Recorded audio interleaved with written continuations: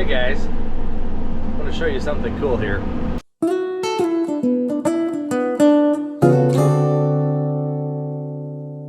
we're going along the edge of the field here, doing our headland passes, not touching the steering wheel.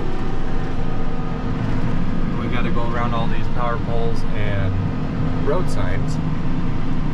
So I've got it set right now to follow my last pass, and it makes headlands a lot better. So headlands are your outside 2 rounds that you do, or 3 rounds that you do before you do your AB line back and forth in the field, your straight line, or you can do it afterwards, which is what I do in the fall when I'm seeding and in the spring.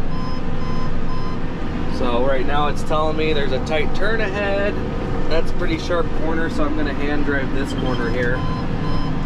Pay no attention to my fluffy pillow, that's just for my feet to rest on when I'm reclined in the tractor. Finally got this thing all up and going yesterday, and so far everything's running pretty good. We had a couple issues with a few points were plugged, and we ran into a depth issue. It broke on the previous owner on one of the cross tubes. Anyways, it's a part of it that sets depth, and once they fixed it, they forgot to put the piece back in that controls the depth on one wing. So there's 5 of them. There should be 6, but there's only 5 adjustment bolts. So we ended up having to readjust the whole thing for depth, but now it's leaving a pretty decent track back there. Pretty happy with it. And the auto steer's working good. I don't know if you can see that line there. So yeah, I'll do a tutorial here in a minute. There goes the fertilizer company, Nutrien, not a sponsor. Maybe one of these times. Most of our outfit is ran through them. They're our primary fertilizer dealer. Sorry, I forgot to lift it out of the ground. Come on. Why won't you lift up?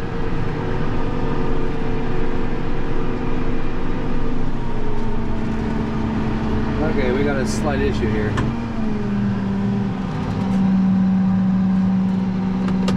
What's going on?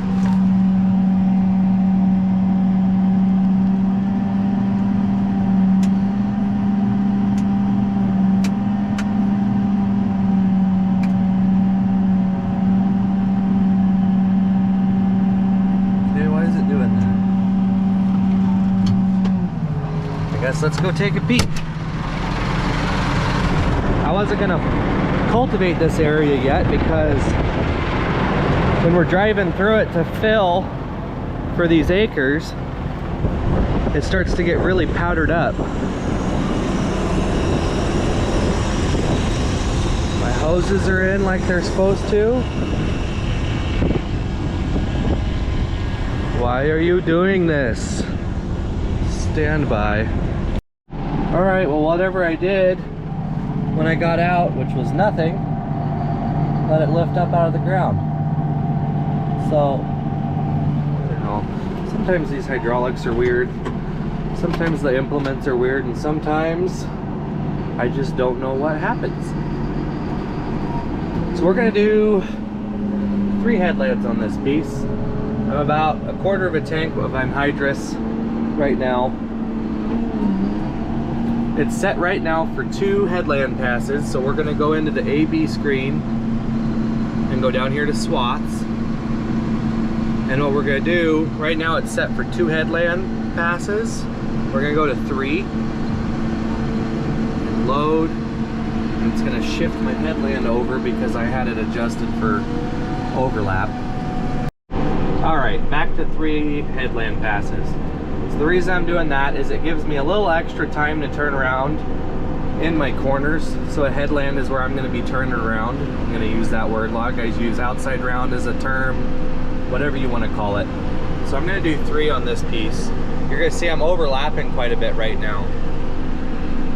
So what we're going to do is we're going to turn the steering wheel, and that gives me access to this little skip button right here.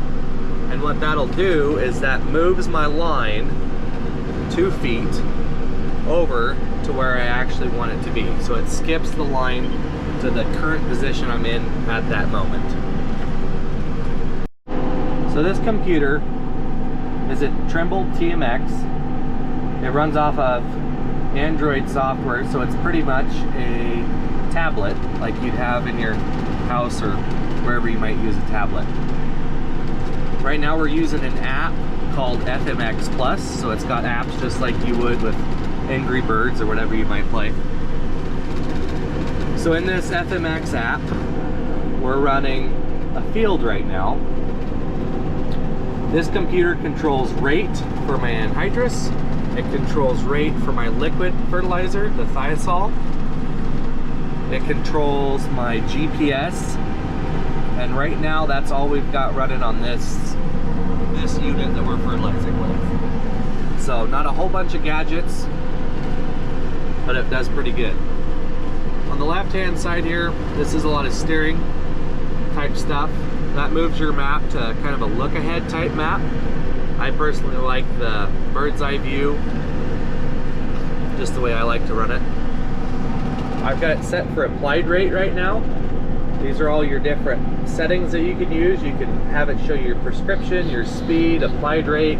If we go to speed, it'll show you I've been averaging about, in this area, about 5.5. You can do GPS quality, which doesn't really change, and you can do height. So when we go over here to this magnifying glass, it'll show you my outside rounds. Kind of hard to see right now, but those are the rounds I've done so far. And after the field's done, I can show you the height difference, and it's pretty cool setting, but for now we're just gonna run on applied rate. It's telling me there's a tight turn ahead. I'm gonna just manually steer it for now. Okay, now that that corner's done, we've got an information tab here. Shows us how many pounds of N we've put down. Shows us our heading, target rate, engage time. You can customize this tab however you want it, whatever you want to see, whatever you're running. If you want to see seed data or whatever this computer is digitally running right now, you can get information on. Down here is an unlock screen that's just basically a sales page. And then right here there's a little pop out, kind of a quick information tab, shows you how far off your line that you are. We're within, I'm gonna say we're maybe 6-inch accuracy on this program. I know a lot of the corn guys will do sub-inch accuracy. That's a very expensive upgrade, and with dryland farming out in this area, it's not as necessary, and the return isn't what you'd think it would be. So we're just running this for now. Over here you've got your, these are the quad tanks. So this tab runs the anhydrous tanks that we have on either side of the tractor. So it's showing that in this area we're putting down 51 pounds. It's kind of the mid-range area. If we zoom out on this map a little bit, you'll see that's our prescription. So what we'll do is we'll go into an online program called Echelon. We'll look at the maps from last year. They're foliage maps. So what it does is it looks at the field from a satellite during peak growing season, and it reads the heat index due to foliar coverage. And that's how we're basing our maps off right now. You can also use your harvest data. We've overlaid the harvest data with the heat index maps and haven't seen a whole lot of a difference. So what we do is we'll just use the online data from the heat index maps. Each zone here, each different color is a different zone. We're just running 3 zones in this piece. This is what we normally run, is 3 zones. So the light blue you see is your not as good ground, your low ground. The medium blue is your mid ground, and then the purple is the pretty decent ground. You'll see we're coming up on a draw here. and that's what we're looking at there. Normally draws produce a little bit better. They're a little wetter. The soil's a little better. Don't ask me all the geology information on that because I don't know. If we back out of this, we can go down to our thiazole. We don't variable rate the thiazole. That's the liquid product that's in these two front tanks. We don't variable rate that because it's such a low poundage of nitrogen that we're putting down with it that there's no point in dual variable rate, but we could if we wanted to. Up here we've got 8 gauges. That's mainly set up for the air drill because it's set up for 4 sections, which means that on the toolbar back there, we cut it into 4 chunks, and each chunk is individually controlled with a valve, and that saves on your overlap. And each one of those gauges corresponds to the valves that are run by it. Right now we just have a single valve on this cultivator for anhydrous and a single valve for liquid. So 4 of those valves are for liquid on the air drill, 4 of those valves are for anhydrous on the air drill. We're only running one of each right now. And then down here, we've got our pump gauge, which is the constant pressure that pump's running just to make sure that your valve is doing what it's supposed to and the pressures match up for the most part, which they do. On the bottom here of this TMX, you'll see there's switches. This is your main on and off switch and your jump start, which means you can hold up on this switch for a half a second and it'll kick on your product so you can take off with it in the ground. I don't really use it a lot. I'll just make a pigtail, turn around and drop it back in the ground and go. The next switch here is your auto manual. So that turns the booms from manual, which is controlled all by this switch, to auto. So when I'm turning, I'll show you a video that it shuts off. I'm gonna zoom back in here. When I hit this headland, it'll automatically shut off the booms for me so I don't have to hit this switch each time.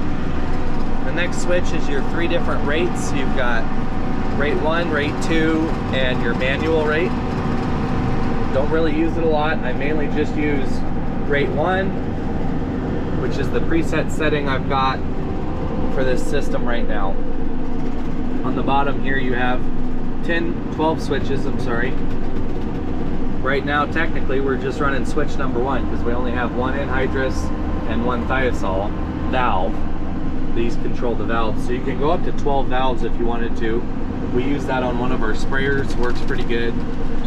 And on the air drill we just run switch 1 through 4. So that system works very well. Very impressed with how Trimble's set all that up. This iPad right now is not used. It's for seeding. It runs my seed run monitors. You'll remember that from this spring. So right now it just sits there and gets dirty. This camera here looks at both tanks, both of these anhydrous tanks on each side. They're a little dirty right now. I need to fix the cameras, but kind of an easy way to check yourself in the cab without having to get out. So there's a camera facing the gauges on those tanks, which corresponds with this little yellow gauge right here. So it says we're about a quarter of a tank, and right here we're at about 30%. We're on a bit of a hill, but 30% left in the tank. So that's about right. I'm gonna say that we're using up the right amount of hydrous according to the computer. The front tanks show that we've got about 56 gallons maybe in each tank. We're sitting at about 135, so I'm gonna call that within tolerances as well. Everything rate-wise seems to be working good. This camera up here, again, I don't use it right now because that's part of the air drill system. It's got cameras that look inside the seed tanks, so I can double check and see how full those tanks are, if I'm getting empty. And again, I can kind of cross-check myself with the computer and make sure that everything's emptying out the way it should. Quick little tidbit, I don't know how many people do this. You'll see I've got writing on this window, lots of random things that I just write down throughout the spring seeding season. This is what I use, just an expo marker. When you're done, you can erase it nice and easy. It wipes off the windows when you clean the windows. I've got writing kind of everywhere. If I've got a note from the night before, I'll write it down on the door so when I get in, I don't forget to do something I'm supposed to. If there's a point or something that's plugged or something broken that I need to check in the morning, I'll just write that down on the window. This tablet here is a Samsung tablet. It doesn't matter. Anyways, it's my movie tablet or music or whatever you want to do. You can kind of kill the boredom a little bit in the tractor cab here. So I think today is going to be Sherlock Holmes, possibly some Stranger Things, the show on Netflix. So yeah, just hanging out. I'm going to show you guys up here this spring what we had happen. You can see a strip along that hillside that goes along quite a ways. What was going on was that hillside, it's a north facing slope, doesn't get a lot of sun in the spring, and it was still very wet this spring when we were planting. So we ended up having to go around it. That was one of 2 strips that we had to leave in all the acres that we did because it was too wet and a guy could not stay on the hill with whatever piece of equipment he ran. We had harrows and cultivators and a lot of different tools out there trying to smooth it out, open it up a little bit, let some of the water leach out and dry it up basically so we could seed it. It did not want to work for us, so it's starting to rain a little bit here now. That's not anything that's gonna mess with us here. So let's see about a time lapse. You guys want to hear a funny story? I thought I was ready to go and everything was gonna be running good all day long. I just filled and saw a big old pile of oil under the quad track. So we're gonna crawl under here, got my toolkit, and see if we can't see where the leak's coming from. Oh, this is good. So there's the leak. You can see that area is all wet. And that hose right there looks like it comes up here. And it looks like it's been rubbing against that steel line. And that's where the leak starts. I'm hoping it's the rubber hose and not the steel line, because steel lines are a mess. They're a little stronger than the rubber hoses. So let's see if we can get this thing off and not take a bath in hydraulic oil. Okay, that end's off. Oh no, getting covered in oil. That end's off. There's a handy bracket right there that I'm gonna have to try and contort myself up there to get. And then the top hose, the top part, should hopefully be easy enough to get to. I don't know, we'll see. It's leaking a lot of oil and I don't have any way to stop it. That's super lovely.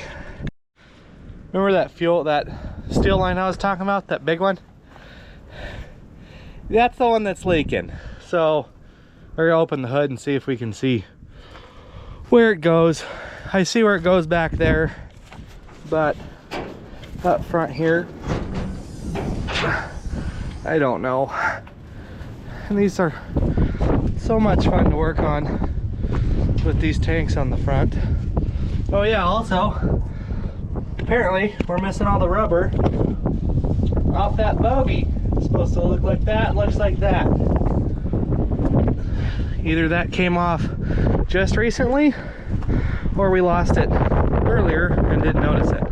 I'm gonna say we lost it recently because I've been under there cleaning a few times. So the steel line was the outside line. I believe it's that big one there, comes around right there. I think we gotta figure out where all the brackets are and take it off. Well, here I was all worried that I wasn't going to have much content for you guys this week, but this hydraulic hose debacle is turning into quite the ordeal. We got it off. I'm headed south. It's about 4:30. Hopefully I can get down to the dealership before they close. And they're not sure they have this big steel line in stock, so we might end up brazing it. I'll show a video on that if we do end up doing that, but hopefully they've got the other hydraulic hose that got rubbed through and some oil. And of course I'm running low on diesel too in my pickup, so that's nice. Anyways, well, here's the culprit. There was a hole here about the size of a ballpoint pen on this tube. This is the steel line. It's about a 1 inch. We got it brazed up because this part for this tractor does not exist in the United States right now. It is non-existent, so we had to make do with what we had and ended up brazing that. So what brazing is you just heat this up with a torch and add copper line until, or brass line until it puddles up, and then you get a nice patch on the hole. This spot was trying to wear through. We just added a little extra brazing to it to kind of restructure it up, but this is just a suction hose, so there's no pressure in it. Doesn't really have to be perfect, but as long as it doesn't leak. And this hose here is the one that was rubbing just like that. Just whenever there was a bump or whatever, engine vibration, it would rub through that line, and that's what caused all of our problems. So I've got 3 buckets of Hytran. We're going to throw in this thing, go from there.